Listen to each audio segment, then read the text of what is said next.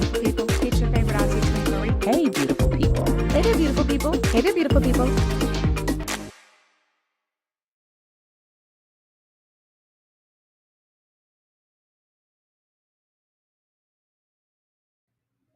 Hey there, beautiful people. I'm Tamika Marie, and today we're diving into how to build a dream team. Because let's be real, you cannot do this all on your own. This session is all about leveling up and making sure that you got the right people by your side to help you grow your tats business and empower our community. By the end of this, you'll know exactly how to find, hire, and keep the best talent that's going to help you push forward the mission. No matter what path you choose, you're going to need to scale your business. And our industry, particularly, requires a level of screening and vetting to find quality team members that are going to have your vision in mind. The mission is bigger than just taxes. For most of my partners, it's about breaking generational barriers through financial literacy and helping our community build wealth. And here's the thing, in order to do that, you're going to need a team. A strong team is essential to making this mission a reality. When you've got the right people in place, you're not just pumping out tax returns. You're changing the financial landscape of your community through financial literacy. And that is what this is all about. All right, so here's what we're going to cover today. We're going to start with identifying the right candidates, who they are, and what they bring to the table. Then we'll dive into the difference between hiring employees versus contractors, because trust me, there's more to it than just paperwork. And after that, we'll talk about payment options, how to keep your team motivated and fairly compensated. And next, we'll go over the interview process, how to ask the right questions, and make sure that you're bringing in top talent. And finally, I'll wrap it up with onboarding, how to set up your new hires for success from day one. So let's get into it. Before we dive in, let's set some expectations. By the end of this session, you're going to have all the tools that you need to find, hire, and keep the best talent for your tax business. This isn't just about filling seats. It's about building a team that's aligned with your mission, vision, and goals to set your values. So get ready. Let's take some notes, ask some questions, and most importantly, get excited about building your team.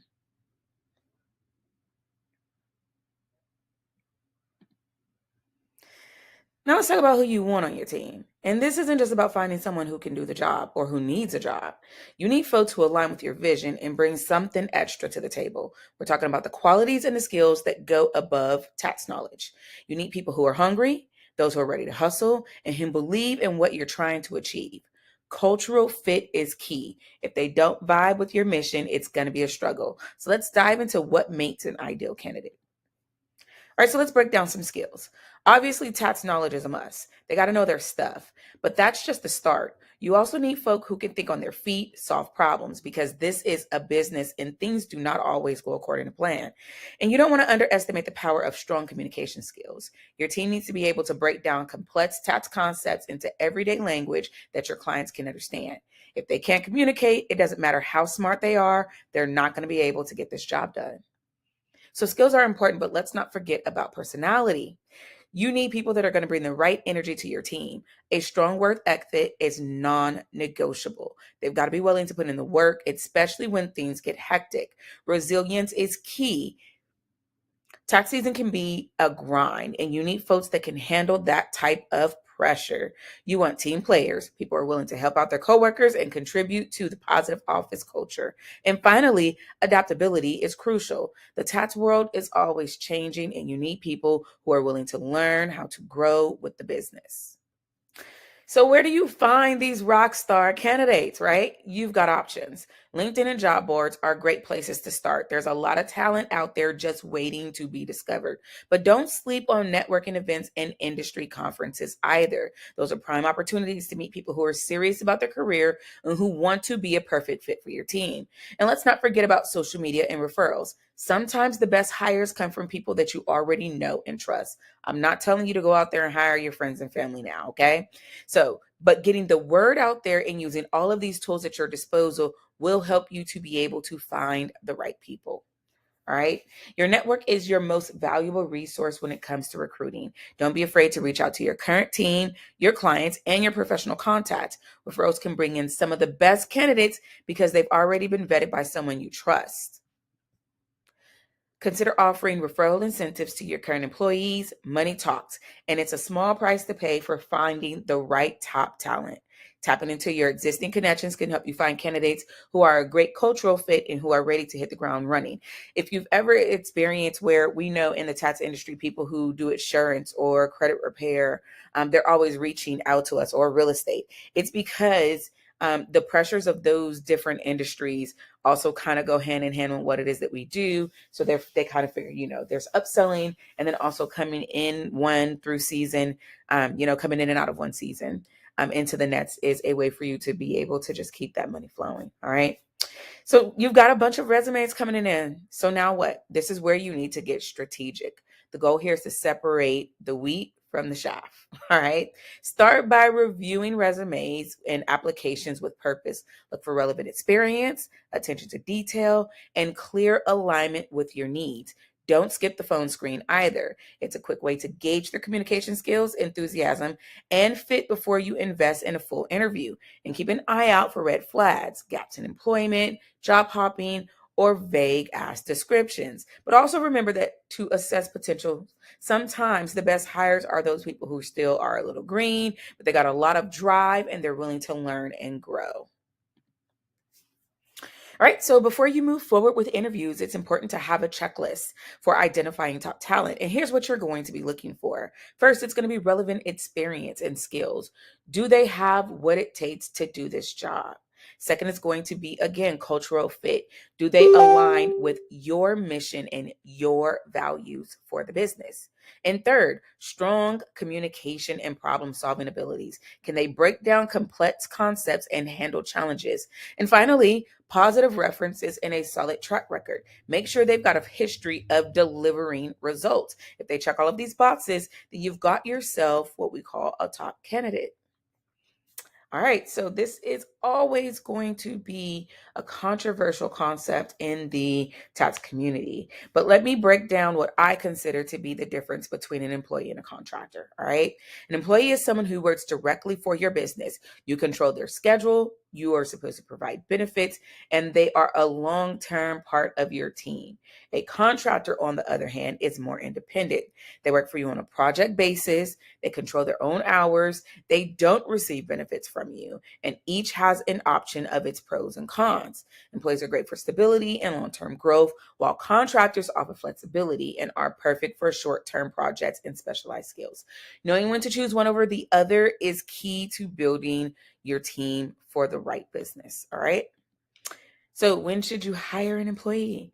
If you need stability and long-term growth, hiring an employee is the way to go. Employees are great for roles that require direct oversight, consistent hours, and strong alignment and brand loyalty with your company's mission and culture. They are also ideal for positions that have the potential for growth within the company. So think office reception, going into office management or office administration. All right. Specialized roles where you would want someone who's in it for the long haul. With employees, you're investing in the future of your business. So, of course, we're going to want to treat these people amazing and pay them, right? Okay, so on the flip side, when should you bring on a contractor? If you need flexibility for specialized skills for short-term projects, contractors are the way to go. They're perfect for tasks that don't require full-time attention or for projects where you need a specific expertise that your current team doesn't have.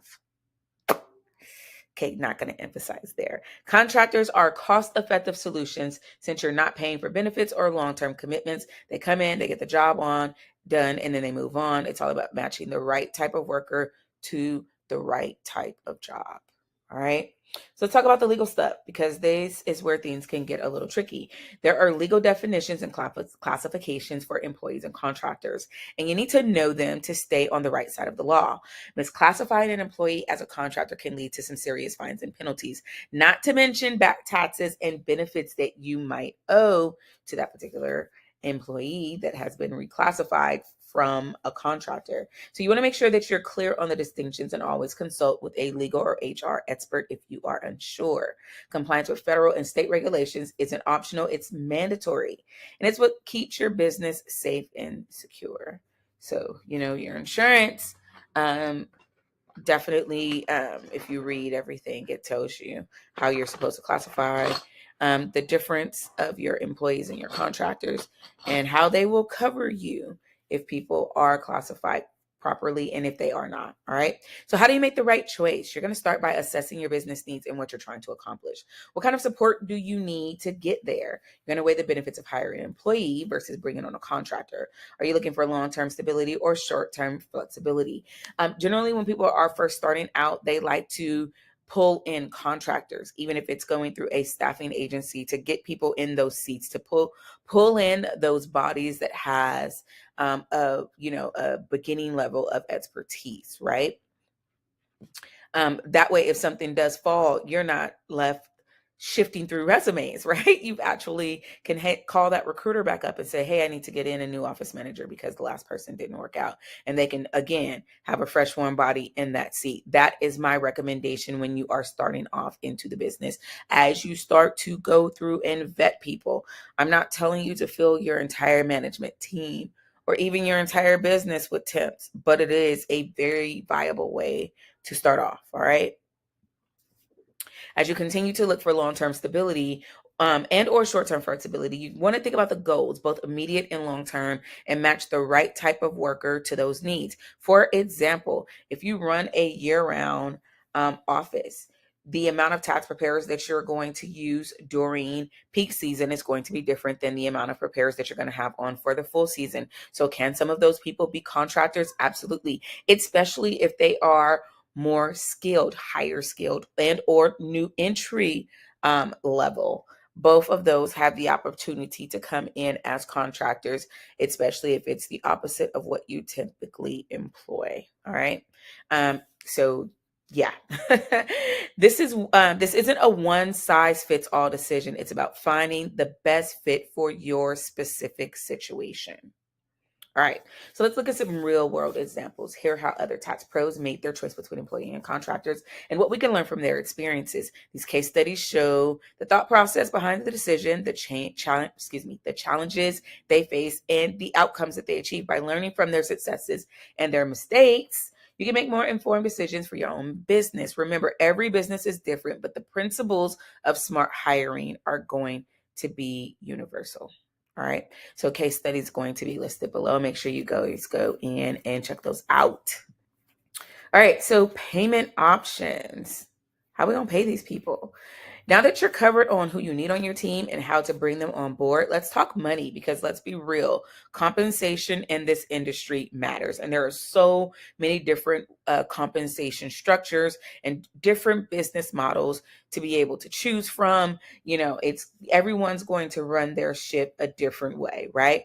But the way that you pay your team can have a huge impact on their performance, their motivation, and their loyalty. So we're going to explore different payment structures and how to align them with your business goals and why it's so important to offer fair and motivating compensation. After all, if you want your team to give their best, you've got to make sure that they're getting what they deserve. You got to make sure that they're getting it on time. You got to make sure that they're getting it in full. Everybody wants their money. It's JG Wentworth, it's their money, and they want it now. All right. So first up is one of the most common structures that you'll see in the service bureau based industry, and for people who are looking for team building. All right. It's going to be the commission split.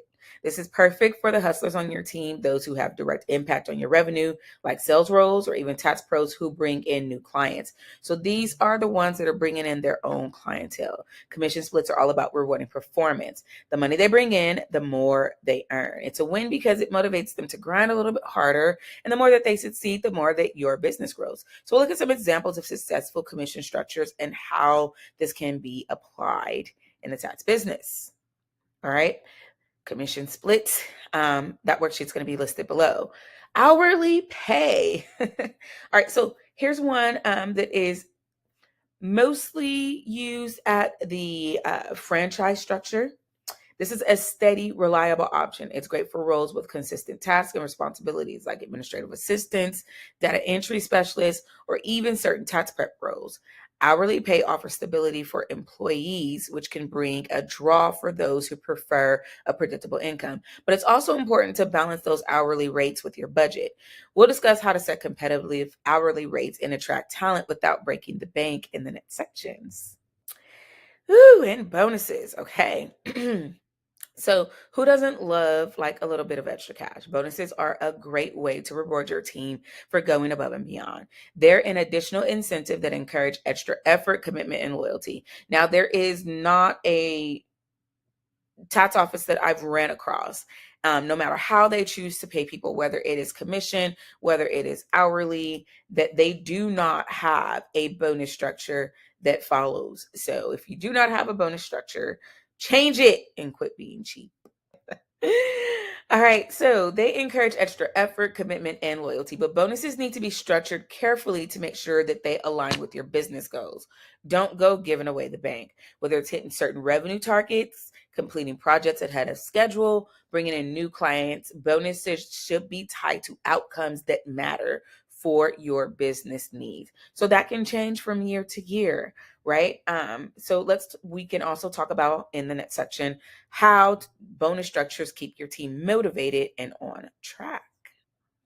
All right, so when to use those options? When do you use each payment option? It really depends on the role and what you're trying to achieve. Commission splits are great for revenue generating positions. Hourly pay works well for consistent ongoing tasks, and bonuses can be layered on top of rewarding outstanding performance. The key is to match the payment structure to the role, considering how it impacts motivation and retention. You want to offer enough flexibility to keep your team engaged, but also ensure financial stability for your business. Don't be boring.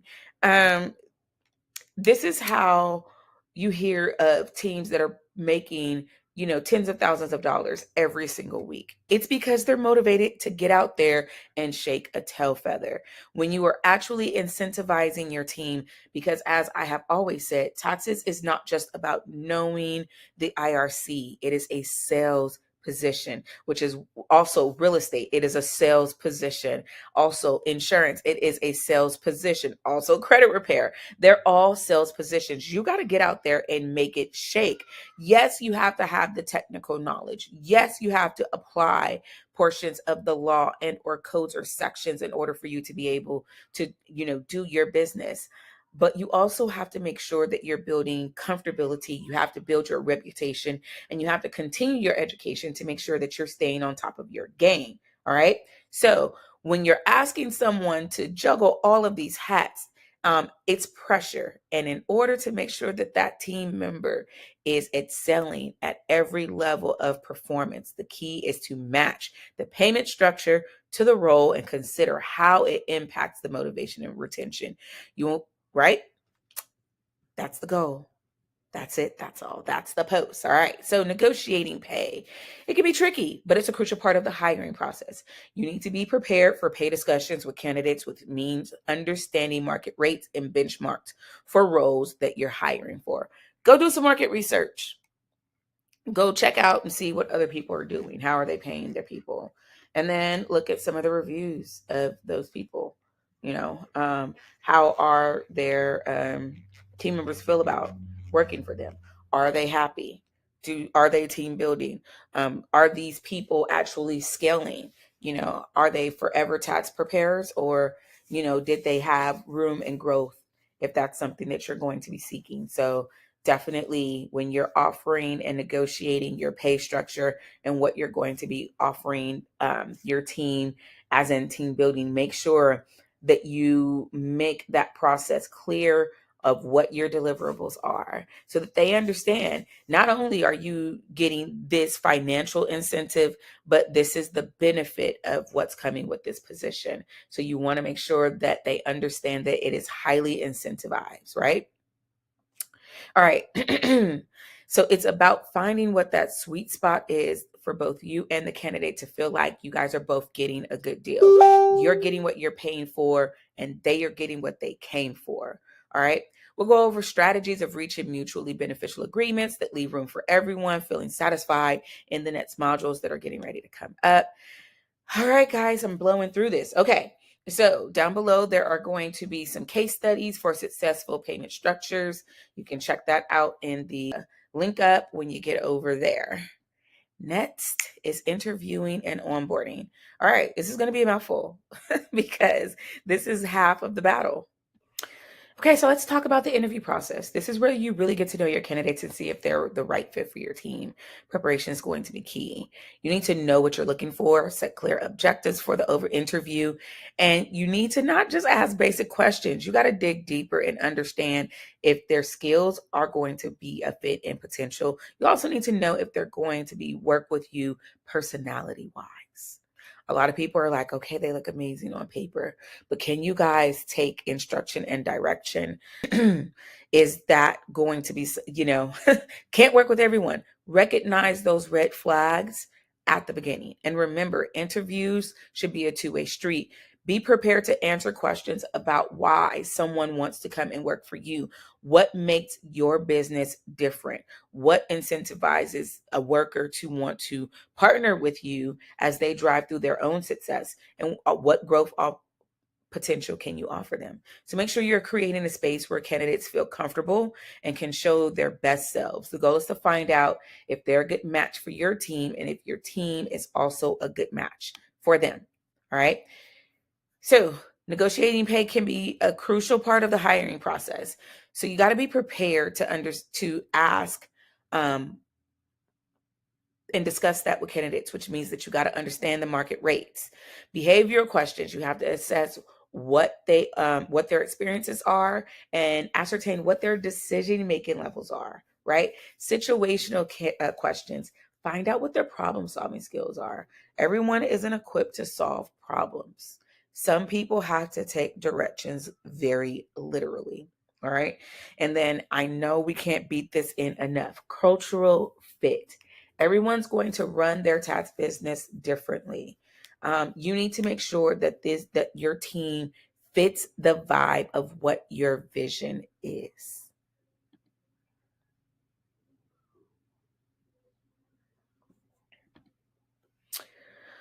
Once the interviews are done, it's time to evaluate your candidates. Consistency is key. You want to create a system for evaluating each candidate so that you're comparing apples to apples.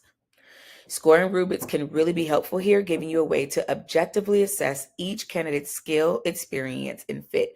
But remember, it's not just about who's got the best resume, it's also who was the best fit for the team culture. Sometimes someone who is a better fit for what your business is looking for can be coached up a little bit better, right?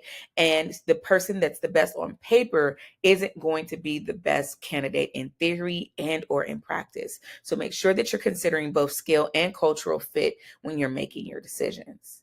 And once you've found the right candidate, it's time to make that offer. And timing is everything. You do not want to wait too long because people these days, we know our value, right? You know what you're worth. I would expect that you want to work with people who are going to know what their worth are. Come in swinging strong. Don't waste this person's time. Let them know if they're going to be an asset to your team and make that offer. Craft an offer letter that not only outlines the basic like salary and benefits, but also highlights what makes your company a great place to work. There are some sample offer letters that are going to be listed below in the resources tab. So you want to be transparent about expectations and flexible during negotiations. This is your chance to seal the deal and get your top pick on board. So make sure that you're putting your best foot forward. And then onboarding is where the real work begins. When your new hires, it's their first day or their first weeks, it's crucial for setting them up for success. You have to be prepared for this.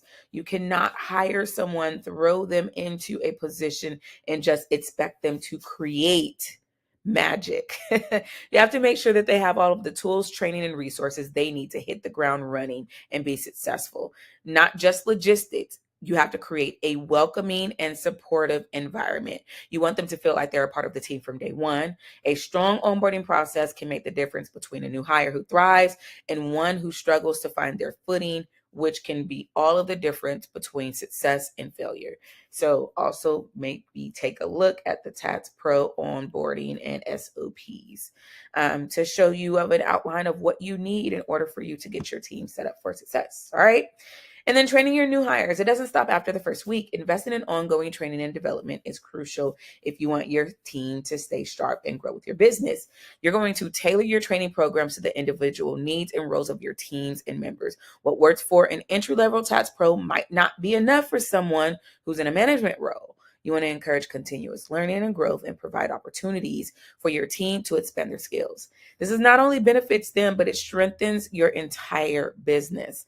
And once you get this stuff put out on paper, once you establish what the process is, when it's time to promote this person from within, you have the framework for the next incoming person. It's already there. All they've got to do is step into those shoes, rock out those SOPs, and keep things on brand and on time. Your company's culture is a big part of what makes your team stick around or not. When you bring someone new on board, it's important to integrate them into the culture from the start. Emphasize your mission, your values, and show them that their work contributes to the bigger picture.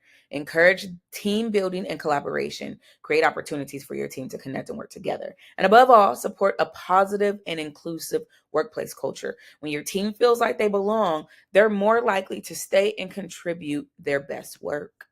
All right. So I've got a whole bunch of collaborative ways for you to be able to set up and establish a team culture that's going to be positive. So make sure that you check that out because there's some exciting stuff, and it will also help you learn how to be a better manager. All right. And then last, retention strategies. Keeping your team happy and engaged is just as important as hiring them in the first place. Competitive pay and benefits are a big part of that, but so are opportunities for growth and advancement. No one wants to feel stuck in a dead-end job. So you show your team that there's room to grow and they'll be more likely to stay. And don't forget about recognition. People want to feel valued, recognized, and reward their contributions, whether it's through bonuses, public shout outs, or other perks. When your team feels appreciated, they're more likely to stick around for the long haul. All right, so let's wrap this up and look at some real world examples of effective onboarding in this next section. I'm going to give you some case studies to show how a strong onboarding program can lead to higher retention, better performance, and a more engaged team. When you get into the recording, I'm going to explore what works, what doesn't work, and what lessons you can apply from your own business. Listen, effective onboarding isn't about getting someone started. You have to set this person up with in mind for long-term success with your business. A lot of businesses fail just from employee turnover alone, right? So when you get this right, you're building a team that's not good, but great. All right, so that's a wrap for the formal part of this session. All right, everything else is going to be recorded a little bit later and added into the final course for you guys to be able to go in and pick up all of those gems. You guys have the framework for what it is that you need to do in order for you to go out there and retain a team. I've also got some scripts that are going to be posted in the resources tab of the actual course. Get you some contracts for employees and for contractors. We're also going to get you some sample job descriptions as well as some sample job postings for you to put on different boards, whether you're going down to the local colleges or if you're posting on local job boards or if you're posting on Indeed, and a couple of different scenarios for you to get out there and really be awesome at team building, whether you're going to do it online or whether you're going to pound the pavement and get your team done. All right. So we'll do a quick recap of what I talked about, right? We're wanting to find the right candidates, choosing between employees and contractors, setting up fair and motivating payment structures, interviewing and onboarding, and keeping your team happy and engaged, right? So I'm going to open the floor for any questions, and all of that information from that Q&A that's going to pop up is going to be recorded, dropped off in the link up, and then published into the final course. As always, you guys give me a few days to finish up recording. Go ahead. I'm going to allow this to go for a discount for the next 5 days. And then when it launches next week, as it's finished recording, it will go at regular price. As always, I hope that this has been informative. If you guys have any questions, concerns, post them below. All Q&A will be posted live and you will get the answers to your questions. All right, love and light, y'all. And this is how we recruit. Boss up your team.